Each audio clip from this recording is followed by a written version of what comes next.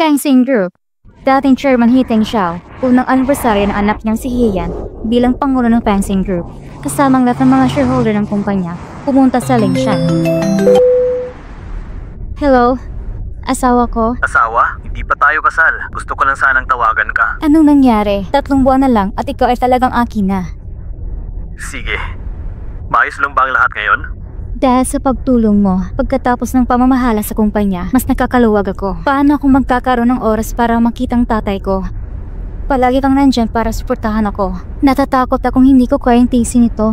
Yugay, mabuti naman at nandyan ka para sa akin. Ayan.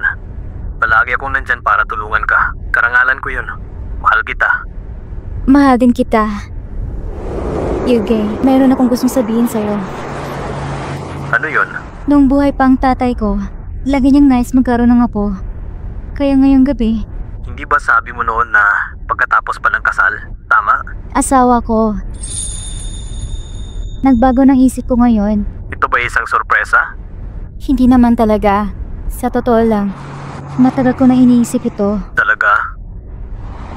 Meron din akong sorpresa para sa'yo. Ano yun?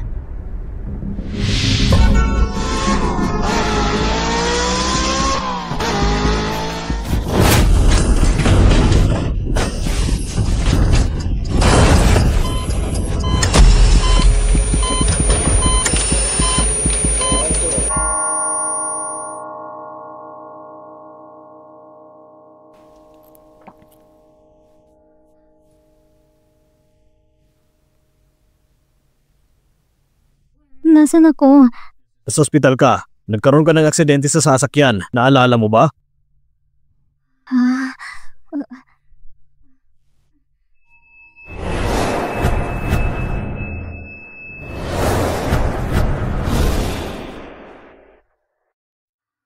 Anong nangyari sa mukha ko? Nasira ang mukha mo. Hindi namin matukoy ang iyong pagkakailanlan. Ngunit kailangan kong gawin ng isang kosmetikong operasyon para sa'yo.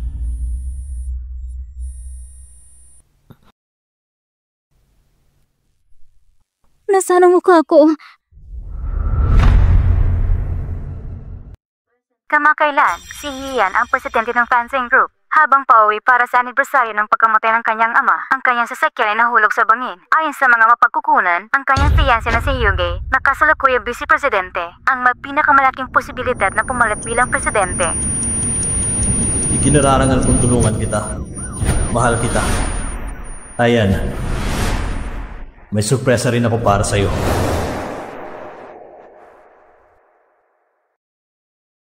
Yuga. Ito bang sorpresa mo para sa akin?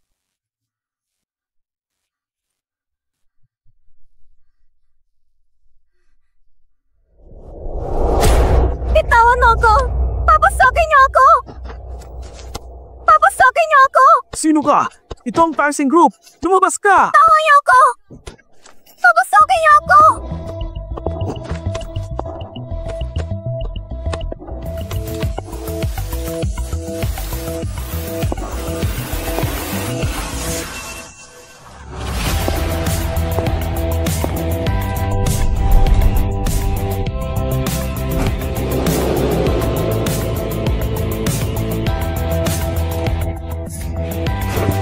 Yuga. Wala kang puso. Mapaparusahan ka! Ikaw? Sino ka? Si Yugang malamang na pumatay sa akin. Hanggat wala pa akong ebidensya, hindi ko maaaring hayang aking pagkakanilan sa harap niya. Ako ang kaibigan ni Hiyan. Bilang fiancé ni Hiyan, pagkatapos ng kanyang aksidente, dapat ay hinahanap mo siya. Pero mas abala ka sa paggawa ng kapangyarihan. Kaibigan?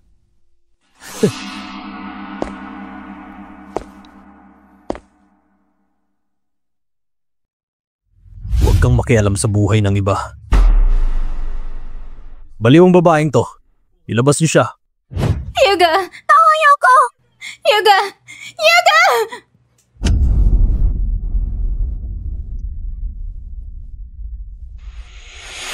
Ikaw ito. Ikaw nga. Yuga, ipaghihiganti kita.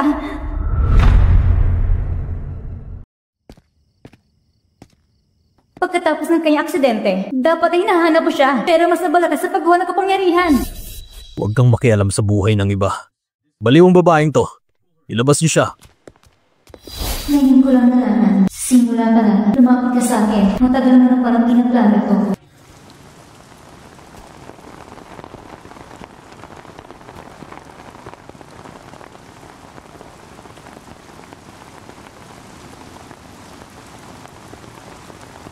Ang iyong ama, bigla na lang siyang nawala. At ngayon, isa na siyang bahagi ng sansinukob na ito. Mula ngayon, ang punong sumisilong sa iyo mula sa ulan at hangin. Ang gumagawa ng maganda at makinang mong kasuotan, siya rin yun. Siyang pinakamalapit mong kaanak. At bagaman nawala siya, naririto pa rin siya, nakakalat sa paligid natin.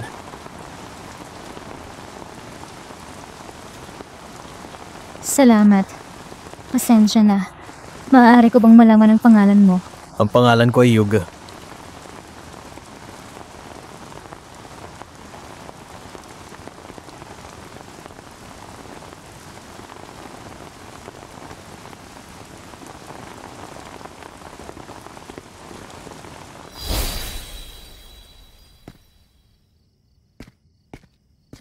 Uy, anong ginagawa mo rito, Iha? Bakit mag-isa ka lang? Huwag mo gumawagan! Bitawan mo ako! Ang ganda ng babaeng ito. Magugustuhan ka ng kapatid ko. Tolong! May tao ba dyan? Tawan niyo ako! Ano yung tanong na yun? Takbo! Bilis! Ayos ka lang ba, miss? Salamat.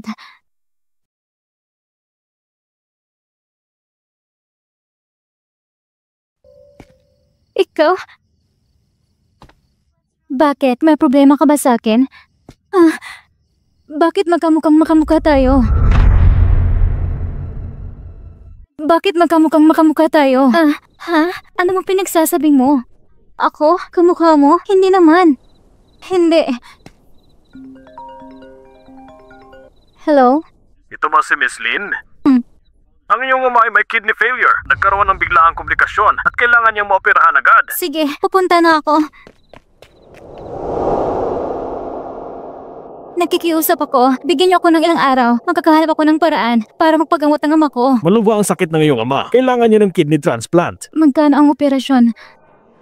1,000,000. 1,000,000? Walang pera, walang operasyon. Dapat na kayong umalis sa ospital. Sa halip na mag-aksaya ka ng oras dito. Mas mabuti pang iuwi mo ang iyong ama. Pakainin mo siya ng maayos, pahingahin, at samahan sa huling sandali ng kanyang buhay.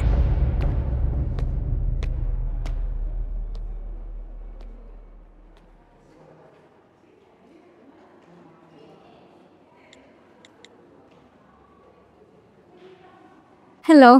Manager, hindi ba't sinabi mo na gusto mo akong makasama sa inuman? Pumayag na ako. Ilipat ako ng posisyon bukas.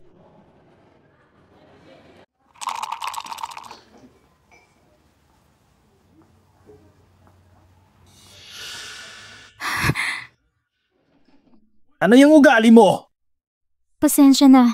Iinom ako ng 3 baso bilang parusa.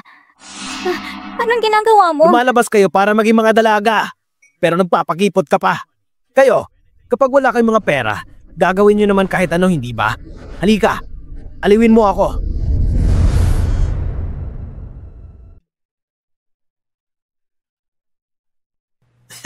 Pumasok ka na! Nagbihis pa talaga siya na parang isang clown. Ngumiti ka nga! Bilis, tumawa ka! Ngumiti ka! Sige na, ngumiti ka na! Sige na, ngumiti ka na! Ngumiti ka! Yan! Yan ang sinasabi ko! Hindi pa sapat yan!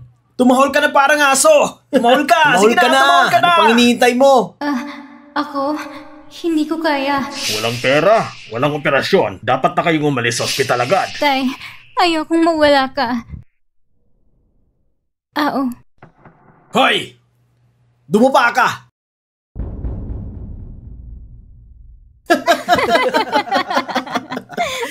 Ngayon, tumahol ka! Bibigyan kita ng 10,000 pesos! Ayun! Tumahol talaga siya!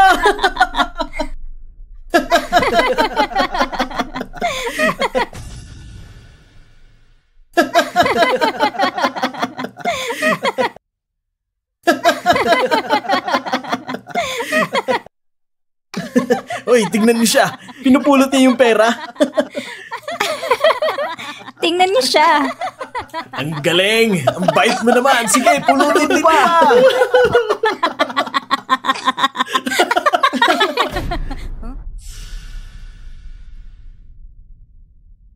Tara. Sino yun?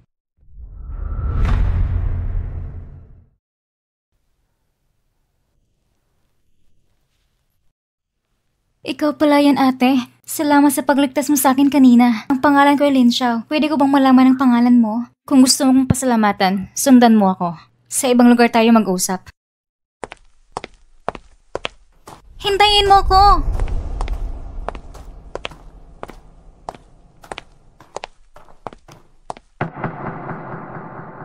Ako ang presidente ng Fangsing Group, si Hian. Na-firm ako ng fiancé ko na si Yuga. Nagkaroon ako ng aksidente. Hindi ako namatay, pero nawasak ang mukha ko. At ikaw, kailangan kitang maging ako. Hayaan mo itong mamamatay tao na magbayad ng kasalanan niya. Alam ko, sumama ka lang sa inuman para mabayaran panggamot sa tatay mo. Pero, kailangan walang mangako sa akin. Simula ngayon, huwag ka na magpapaloko sa iba. Bibigyan kita ng 1 milyon bilang gantimpala. Seryoso ka ba? Pero, paano naman yun? Hindi naman tayo magkamukha, di ba?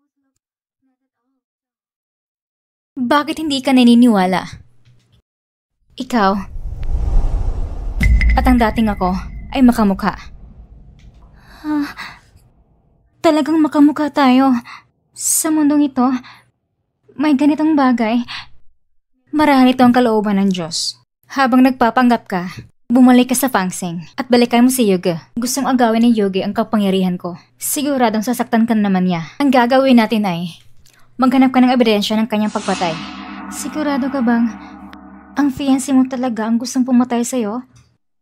Bago ako na aksidente, ang huling sinabi niya sa akin ay gusto niya akong bigyan ng sorpresa. Pero pagkatapos ng aksidente ko, gusto niya na ako agad palitan ng kapangyarihan. Malinaw na matagal niya na itong pinaplano. Huwag kang makialam sa buhay ng iba. Hindi mo ba naiintindihan ito? Pero ate, paano kitang gagayahin? Hindi ako marunong magpanggap. Natatakot ako na mahuli niya ako kaagad.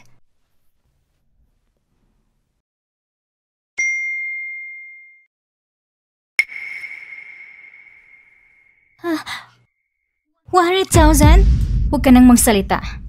Ito ang bayad ko. Gagawin mo o hindi? Makinig kayo. Nagtipon tayo rito ngayon upang tanggapin ang ating bagong Pangulo, si Ginoong Yuga.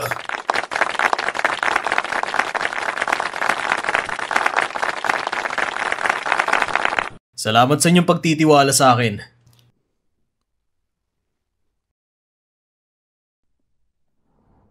Hindi ako sang-ayon.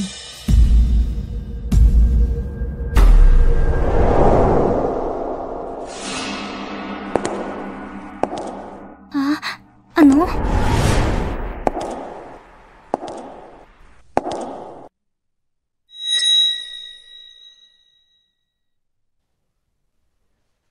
Bilang kasalukuyang Pangulo, hindi ako sang-ayon sa desisyong ito. Buhay pa pala si Ginang Hi. Paano nangyari ito?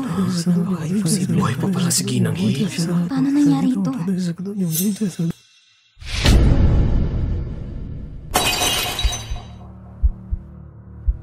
Sige na, para sa 1 milyon, huwag ka nang matakot. Ayan? Ikaw ba talaga yan?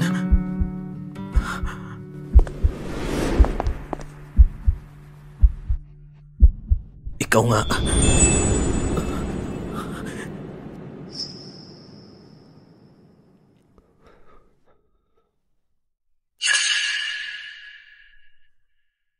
Akala ko wala ka na.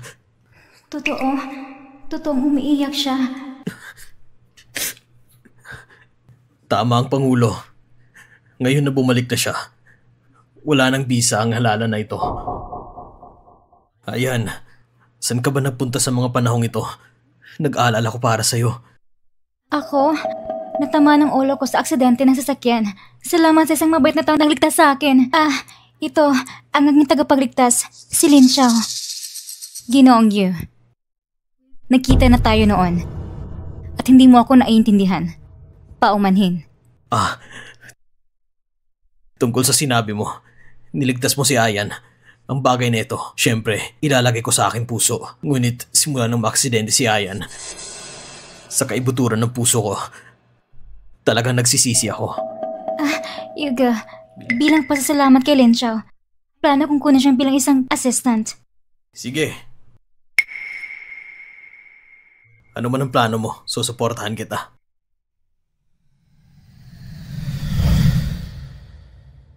Saan ka pupunta? Uuwi. Sige. Tara na. Di ako pupunta. Bakit? Kaka-aksidente mo lang. Doon ka muna sa bahay.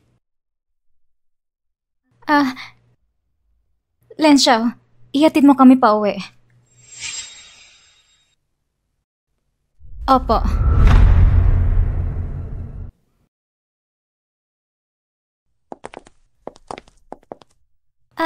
Lin Xiao, ngayong gabi, dito ka lang sa tabi ko. Medyo natatakot pa kasi ako. Pwede bang manatili ka dito? Mas magaan ang pakiramdam ko. Nandun ang guest room. Tumuloy ka doon. Sige.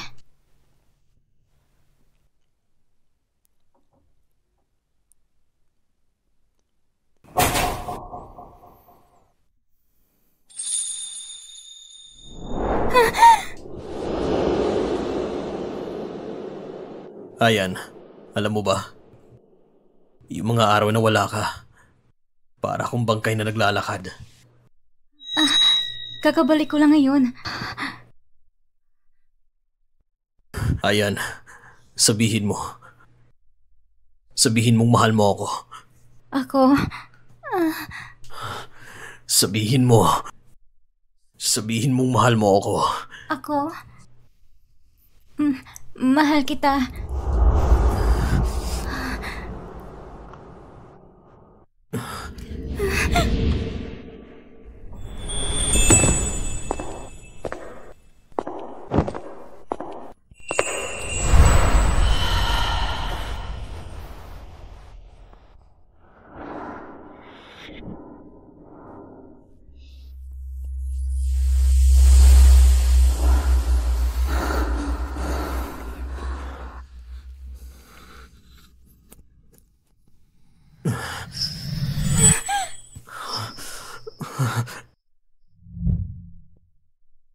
Bakit? Parang medyo mabilis lang tayo. Hindi mo sinabi. Gusto mo bang matapos tayo sa lalong madaling panahon?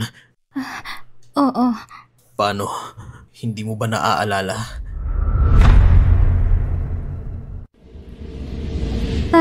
Syempre naaalala ko. Maligo ka muna. Bakit? Madumi na ba ako? Bakit hindi ka maligo muna? Kung hindi kita hayang hawakan ako.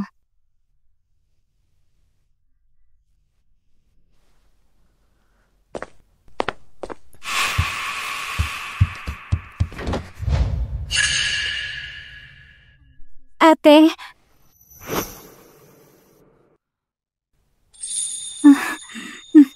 Ate, gusto niya akong tabihan. Ano pa bang magagawa ko? Hayaan mo na lang.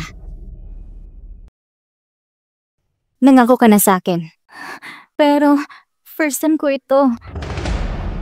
Lin Xiao, huwag mong kalimutan ang 100,000. Natanggap mo na yon. Higit pa ito sa 100,000.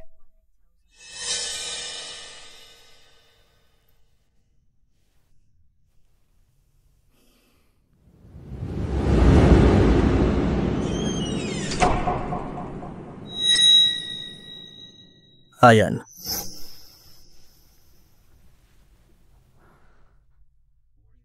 Sinong kausap mo? Wala naman.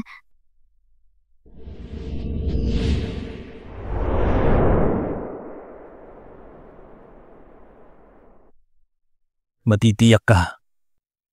Magiging malumanay ako.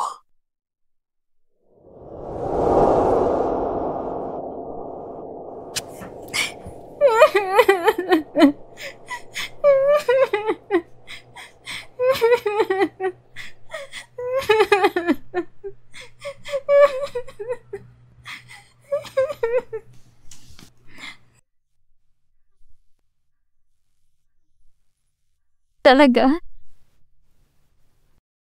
Yuga? Hindi mo ako minahal.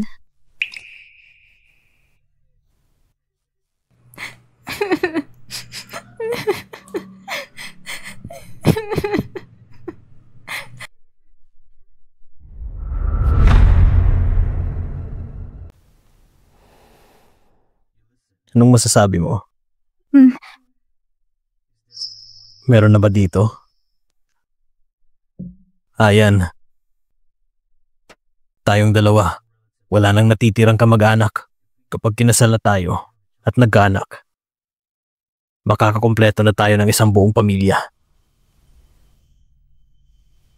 Gusto mo ba ng lalaki o babae? Lahat. Ayos ng lahat. Sa tingin ko, mas maganda kapag babae. May anak na tayo. Siya ang magiging pinakamahusay, parang ikaw, at susundan pa ng pagkatao mo. Kung hindi magiging katulad mo, hindi ko may tatanggi. Balang araw, mas mabahong bata yon at mahilig tumakas. Ikaw talaga, masyadong ka nag-iisip. Kung babae, tatawagin natin siyang Nian. Kung lalaki naman, tatawagin natin siyang Hesse. Gusto kong malaman niya na mahal ni Papa ang mama niya. Hanggang kamatayan. Ang taong ito, siya ba talaga ang mamamatay tao na pumatay kay Hian? Mukhang mahal na mahal siya. Gabi na ngayon. Pagod na ako. Maliligo muna ako.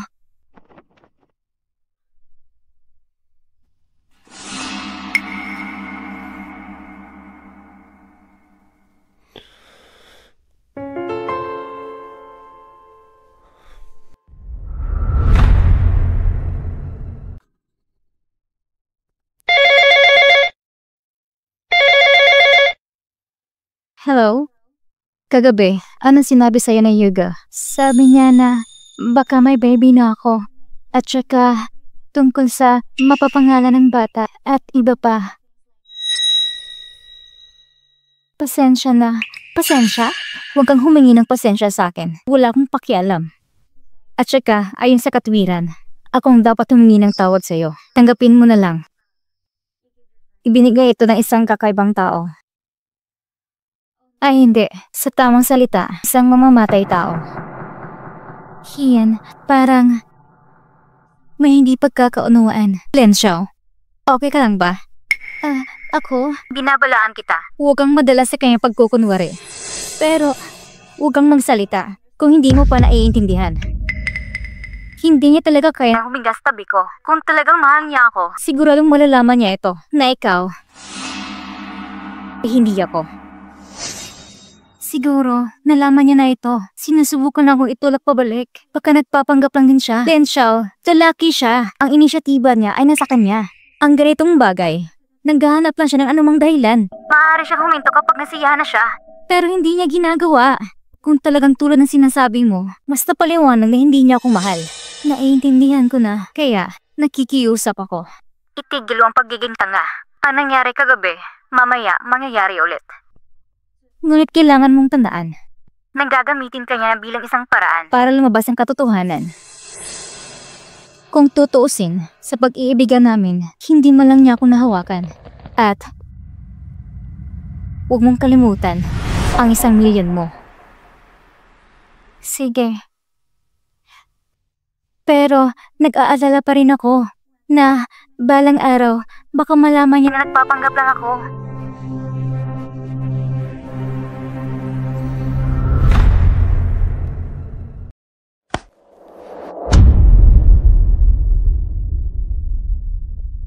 Papuntahin mo dito si Byroe.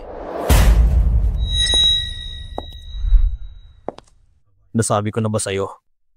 Nakumatok ka bago pumasok! Hindi mo ba naiintindihan ang mga sinasabi ng mga tao? Anong meron? Nakabalik na si Hian. bilang taong pinakamamahal niya. Hindi ba dapat masaya ka na nakabalik na siya? Ginoong Yu.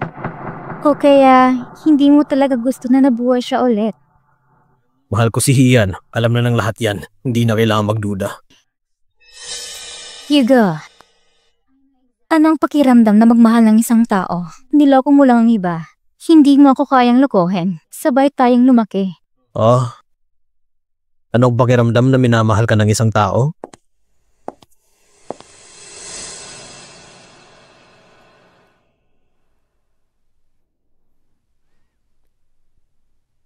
Gaya ng pag-ibig ko sa'yo. Bye, Roy. Sige, alam ko. 102 beses mo na akong tinanggihan. Anong gusto mong malaman sa akin? Yung Hian sa tabi ko. Siya ay peke. Gusto kong ilantad mo siya sa anniversary party. Nagpapatawa ka ba? Maliban kung sa mundong ito, may 2 taong magkaparehong mukha. Wala akong ideya kung saan nanggaling ang peking ito. Pero ang presensya niya, siguradong nadudungisan si Hian. Sige, ikaw nang may sabi nito. Pero, kung ako sa'yo, hahayaan ko siyang manatili sa akin. Bakit? Dahil dito, katulad ng taong mahal ko, hindi niya ako iniwan. Kahit na peke, anong mahalaga? Ginagamit niya ang mukha ni Hian para mapalapit sa akin. Para masiraan ako. Alam kong hindi siya si Hian. Hindi ko lang pinapansin. Hayaan mo siya na maging kapalit ni Hian. Masyadong sayang yun para sa nararamdaman ko kay Hian. Yuga, kapag ganito ka, medyo natouch ako. So anong gusto mong gawin ko? Ang kahon kung saan nakatago ang selyo ng kumpanya. Si Hian lang ang nakakaalam sa password nito. Gusto kong hayaan mo siyang buksan ang kahon. Hindi niya ito mabubuksan. Sa oras na yon, sigurado akong makakahanap siya ng ilang dahilan tulad ng pagka-aksidente niya o di kaya amnesia. May uutusan ako na ihambing ang sulat kamay niya at ipapa-DNA testing ko pa siya. Wala na siyang takas. Sa pangalan ko? Kung hindi, ang bagay na to, ikaw lang ang makakagawa. Hindi ko naiintindihan. Lumapit ka pa sa akin. Hindi ba mas kapani-paniwala? Hayaan mo lang sa mukhang katulad ni Hian. Alam mo naman, mahal ko si Hian. Tinatrato ko siya. 1 beses ko lang siya napagsabihan. Nagalit din ako minsan. Gaano ka kasigurado? 90%. May 110 pa. Wala akong ideya kung sino ang nasa likod niya. Kaya, Pagkatapos ng kaganapan, ano ang aking mga benepisyo? kung ano ang gusto mo,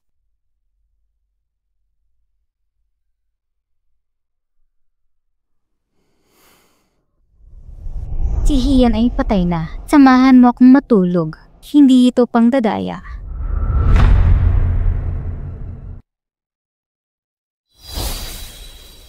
sabihin mong mahal mo ako. Ako? Mahal kita. Huwag mo na itong isipin. Sinong kakalimutan mo? Sino? Ako ba? Imposible naman yun. Narito ang isang dokumento. Kailangan kita. Pirmahan mo ang pangalan mo. Nako, wala si Hian ngayon. Ang sulat kamay ko ay iba sa kanya. Ano ang gagawin ko? May problema ba?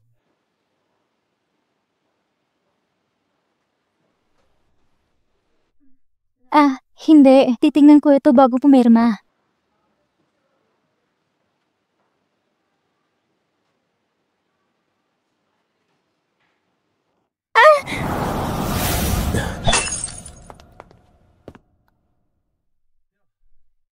Buti na lang. Nakuha ko yung file. Oo. Salamat sa iyo. Ayos lang.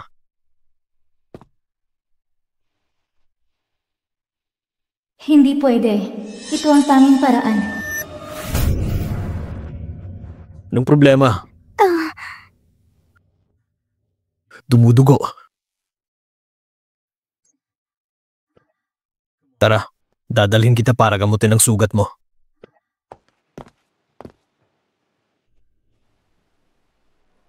Medyo masakit to. Pagpasensyahan mo lang.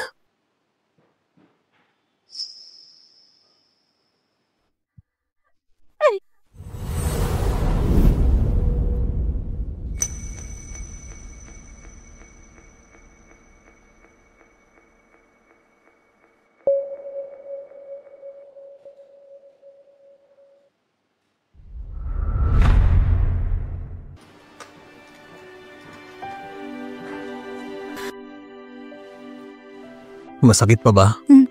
Hindi. Hindi na masakit. Nasugatan ang kamay ko. Hindi ako makakapirma. Mukhang malambot at mahina, pero matalino at malupit, pero walang mapagtataguan. Hindi na mahalaga. Ganon din sa kaliwang kamay.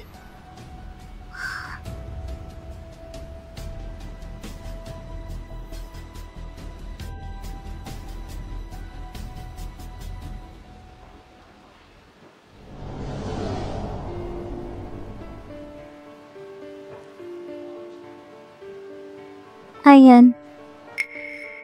Yan ang tawag niya sa'yo. Pwede ba kitang tawagin ng ganyan? Hindi pwede. Para akong masusuka pagkatapos kong marinig ito.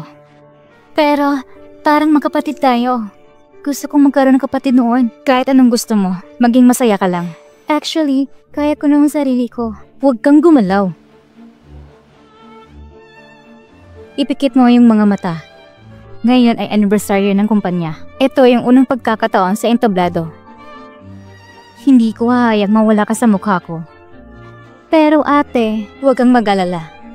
Sa kumpanya, ang mga matatanda na pinamumuno ng Ginoong Yang, lahat ng iyon ay kasama ng aking ama.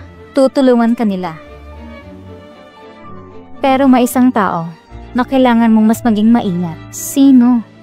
Ang Director ng Strategic Investment Department. Si Bai Rui.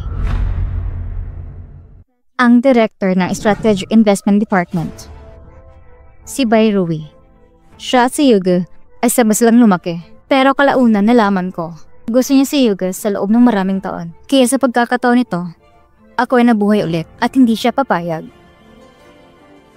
Ate, halatang kilala mo siya at hahayaan siyang manatili kay Yuga?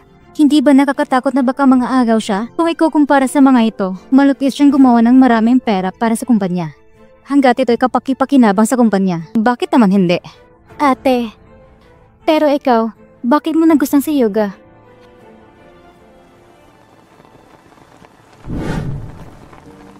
Nakilala ko siya sa araw na yun. Iyon ay 19 ng Marso, sa libing ng aking ama.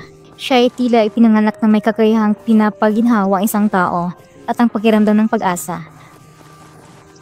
Akala ko nung mga oras na yon, siya ang pinaubayan ng aking ama bilang isang regalo.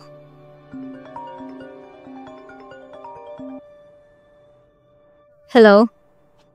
Ano? Okay, alam ko. May inutusan si Bai Rui para sa ulat ng pag-DNA testing. Lumabas ng resulta. Anong gagawin ko pagkatapos? Hindi ko siya palalampasin. Pero, sa anniversary celebration, ikaw nang bahala.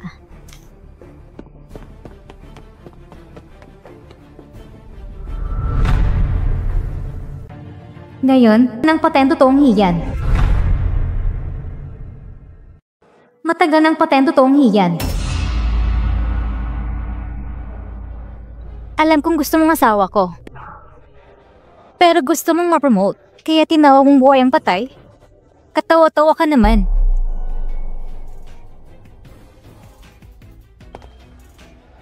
Hindi kita kilala. Sino ka ba? Ngunit kahit sino, wala kang karapatan para husgahan ako. Dahil ako ang pinakamamahal na yoga sa mundong ito. Ilang taon na at magkano binayad ko sa kanya. Nakita na ng lahat. May pag-asa din ako sa kanya. Sobra na ba yun? Isang babae na namaling akala para sa isang lalaki upang makuha ang kanyang pagmamahal. Nagtanim ka ng puno ng mansanas at gustong umani ng isang ektarya ng pakwan. Hindi kanya mahal. Ito tinatawag na isang katangahan. Paano niyo yun nagawa? Ayan. Bai Rui, baliw ka ba? Anong pinagsasabi mo dito? May nakalimutan ako. Lahat ng ito ay hindi kalokohan. Nagsasabi ako ng totoo. Pero siya, sinungaling. Bai Rui, si Hiyan ang fiancé ko. Totoo man siya o peke. Naiintindihan mo ba? Sige. Dahil nagdududa ka, ilabas mo ang ebidensya. Makinig. Sa kahon na ito, nasa loob ang opisyal ng sili ng Fencing Group. Si Presidente Hiyan lang ang may alam ng password. Sa harap ng lahat, patunayan mo ang iyong pagkakakilanlan. Ano, maglalakas loob ka ba? Ano, maglalakas loob ka ba?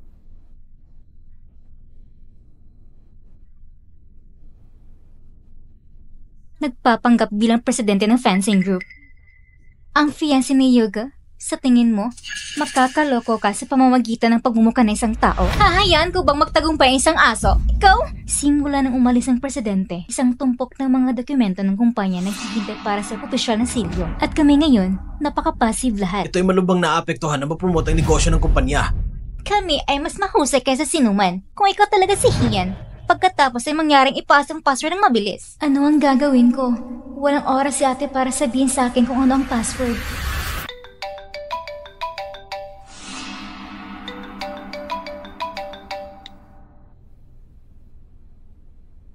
Boss, nakuha ko na ang DNA test report.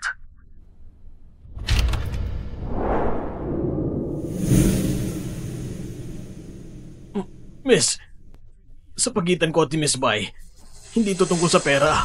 Lahat ng buhay ko, nasa kamay niya. Nasaan siya? Ang taong iyon ay ang kanyang katulong. Kakaalis lang at hindi nagtagal. Lalaki nakasuot ng suit at nagdadala ng isang briefcase.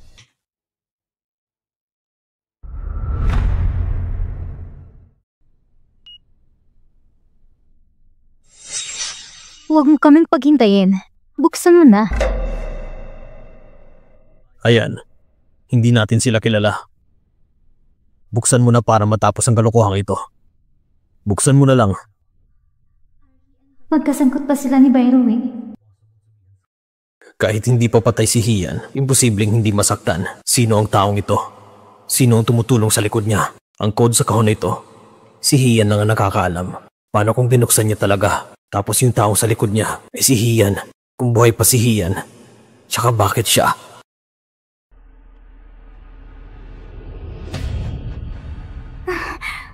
Yuga, sumakit biglang ulo ko.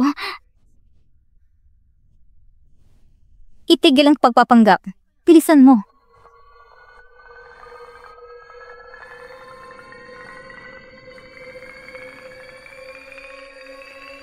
Hindi ako sangayon sa pagbubuka sa publiko. By the way, ang password ay pangunahing sekreto ng kumpanya nang dahil lang sa masama mong pananalita, isa sa publiko mo na lang? Ibunyag ang password. Maaari itong palitan. Kung hindi maalis ang pisyo ng silyo, lalaki lang problemang ito. Tama yan. Bukod dito, ang bagay na ito ay nababahala sa pagkakilala ng presidente. Ito ay tungkol sa grupo. Subukan nyo lang. Nasaan ang prestihiyo ng Pangulo? Pinagmamasdan ko si Miss He mula noon hanggang ngayon. Para ko siyang isang anak. By the way, ang iyong kasulukuyang pag-uugali ay hindi na tama. Ang personal na kahihiyan ni Miss He, lubos akong hindi sumasang-ayon. Iyon ay, paano ito posible sa mundong ito na magkamukha ang parehong tao, maliban kung kambal sila? Ngunit alam ng lahat, si He Tingxiao ay mayroon lamang isang anak na babae. Yun lang naman. Oo, walang katotohanan. Naniniwala tayong lahat na hindi na kailangan patunayan ang pagiging inosente. Dapat buksan. Hindi na kailangan buksan. Dapat buksan. Hindi na kailangan buksan. Dapat itong buksan. Hindi na kailangan. Dapat nang buksan. Hindi nga. Sige. Walang kwenta ang pagtatalo ng ganito. Yuga, ikaw ang vice-presidente ng Pangsing. Sabihin mo sa akin, bubuksan o hindi? Buksan. Buksan. Yuga, dapat mong pag-isipan ito bago magsalita. Sinusuportahan niya ang pagbubukas. Kung ganon, hindi mahalaga kung magkasabot ba sila ni Byroy. Baka nagdududa rin siya sa akin. Siya ang fiancé ni Yuga, pati siya naramdaman niya may mali dito kay Hian. Kaya kayo, bakit hindi kayo magdududa? Hindi naman talaga totoo iyon. Di ba nung nawala si Miss He, si Mr. Yu ay nagmamadali sa handover mula sa itaas na antas. Sa bagay, outsider naman siya. Sigurado akong matagal niya na itong gustong palitan. Hahayaan mo rin ba akong buksan ito? Wala ka ba talagang tiwala sa akin? Ayan. Masyado lang akong nagtiwala sa'yo. Mananatili tayo dito. Sayang lang ang hininga mo sa kanila. Mas mabuting ipakita mo ang katotohanan. Hindi natin makukontrol ang iniisip at ang bibig ng ibang tao. Harapin ng mga matigas na ulo ng mga matatandang ito. Hindi ba ito ang pinakamadali at simpleng paraan? Pero, Sa itsura niya, para yung talagang iniisip ko. Ang dahilan kung bakit ako nagmamadali makuha ang kumpanya dahil hindi ko makuha ang opisyal na selyo. Maraming proyektong kumpanya, bawat minuto at bawat segundo. Lahat ng ito ay kailangan ng pera para sa Fangsing. Ito ang pinaghirapan niyo ni Tito. Hindi kita naprotektahan. Patawad. Ngunit kailangan kong panatilihin ang Fangsing, Chuck, kung ayaw mo. Hindi kita pipilitin. Pero makinig, kung mabubuksan ang kahon, Bayrui, gumawa ka ng isang maling bagay sa harap ng publiko. Kailangan, harapin mo ang parusa. Kung mali ako, susuko ako. Gusto kong tanggalin ako sa Fangsing bilang Director ng Strategic Investment Department. Hindi sapat. Yuga, ano pa bang gusto mo? Kung matalo ka, iwan mo ang Fangsing. Huwag ka na mangarap na makakabalik ka pa. Yuga, ito pala ang laro ng chess. Hindi ako hiniral. Ngunit ang iyong manlalaro ay walang pinagsisihan. Ang sakit at ang mga mahihinang sundalo. Kahit sino ang manalo o matalo, hindi lang pwedeng umatras. At least, magkakaalis na yung babae nagpapahirap sa'yo. Si Yugi talagang gumagawa ng ganong proposal? Tingnan ang reaksyon ni Bayrui. Hindi ito mukhang peke. Pagkatapos, siya at si Bayrui, hindi sila magkasagwat. Gusto lang niya tapusin ng walang kwentang bagay na to. Paano? Nakuha mo pa nga ng tama, hindi ako magiging talunan. Kung totoosin, kung mananalo ako, sama mo kong matulog. Sige, pangako ko sa'yo. Mabuti. Narinig niyo naman yun, di ba? Ayan, buksan mo na. Paalam mo sa lahat na bumalik ka na sa akin. Sinabi na ni Yugi ang lahat. Alam kong, ako, mayroon bang iba pang pagpipilian?